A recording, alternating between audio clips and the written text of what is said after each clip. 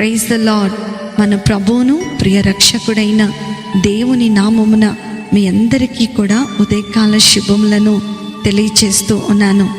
యేసుతో అనుదిన ఆత్మీయ ప్రయాణం, a spiritual walk with Jesus అనేటువంటి అనుదిన ధ్యానములో నాతో పాటు కలిసి ఏకీభవిస్తూ ఈ వాక్యము ద్వారా బలపరచబడుతూ ఈ వాక్యములోనికి మీరందరూ నడిపించబడుతున్నందుకే దేవునికే మహిమ కలుగును కాక.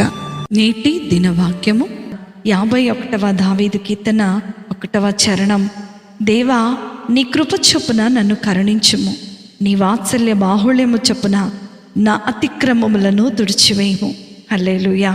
ఈ యొక్క దావీదు జీవితంలో చాలా భయంకరమైనటువంటి పాపము అతని జీవితాన్ని అతలాకుతలం చేసేసింది. దేవునికి హృదయానుసారుడిగా ఉన్నటువంటి దావీదు జీవితంలో ఇలాంటి పాపమా అని అనుకుంటూ ఉండవచ్చు.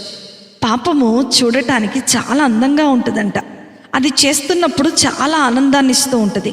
కాకపోతే అది చేసేసాక ఘోరమైనటువంటి ఆవేదనను మన జీవితంలో మిగులుస్తోంది. దావీదు జీవితంలో కూడా అదే జరిగింది. నాతాను ప్రవక్త అతని దగ్గరకు వచ్చి, ఆ మనుష్యుడవు నీవే అంటూ తన పాపమును బట్టబయలు చేసినప్పుడు పశ్చాత్తాపముతో ఆయన కృపకై అర్థిస్తూ దావీదు చేస్తున్నటువంటి ప్రార్థన ఇది. తన హృదయాన్ని నలగకొట్టి, తన హృదయాన్ని విరగకొట్టి, కన్నీళ్లు కారుస్తూ దేవుని పాదముల చెంతకు దావీదు వచ్చాడు. ఎప్పుడైతే దావీదు అలాగా దేవుని సన్నిధానంలోనికి వచ్చాడో, ప్రేమ కలిగినటువంటి దేవుడు, కృప కలిగినటువంటి దేవుడు అతని ప్రార్థనను ఆలకించాడు. ఆయన నిత్యమైనటువంటి కృప ఆయనపై కుమ్మరించి దావీదును క్షమించాడు. హల్లెలూయా. అర్హత లేనటువంటి అతనును అర్హునిగా చేసింది దేవుని యొక్క కృప. ఎంతటి ఘోర పాపమైనా, ఎవరితో చెప్పుకోలేనా సరే, ఆయన పాదముల చెంతకు చేరి ఆయన కృపకై మనం అర్థించినట్లయితే దేవుడు నీ అతిక్రమములను తుడిచివేసి నీ జీవితంలో నీవు కోల్పోయినటువంటి సమాధానమును కృపతో తిరిగి నీ జీవితంలో ఆయన అనుగ్రహించబోతున్నాడు. కనుకనే ఈ ఉదయకాల సమయంలో విరిగిన మనస్సుతో ప్రార్థన చేద్దాం. అలా ప్రార్థించినప్పుడు దేవుని కృప నిన్ను ఆవరిస్తుంది, దేవుని సన్నిధి నీ జీవితంలోనికి వస్తుంది. ప్రార్థన చేద్దాం, ప్రార్థన ఫలాలను మనం పొందుకుందాం. అట్టి కృప, ధన్యత, ఆశీర్వాదము వాక్యం వింటున్నటువంటి దేవుని పిల్లలైన మీ అందరికీ కూడా దేవుడు అనుగ్రహించునుగాక. ఆమేన్. ప్రార్థన.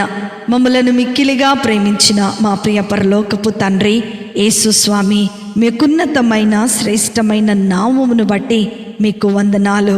అవును ప్రభా, మేమింకనూ పాపులమై ఉండగా మీరు మా కొరకు కలువరి గిరిలో కార్చినటువంటి రక్తమును అయా మా మీద ప్రోక్షించి నీవు ఉచితముగా మాకు అనుగ్రహిస్తున్నటువంటి ఈ కృపను బట్టి మీకు వందనాలు, స్తోత్రాలు చెల్లిస్తున్నాము నాయనా.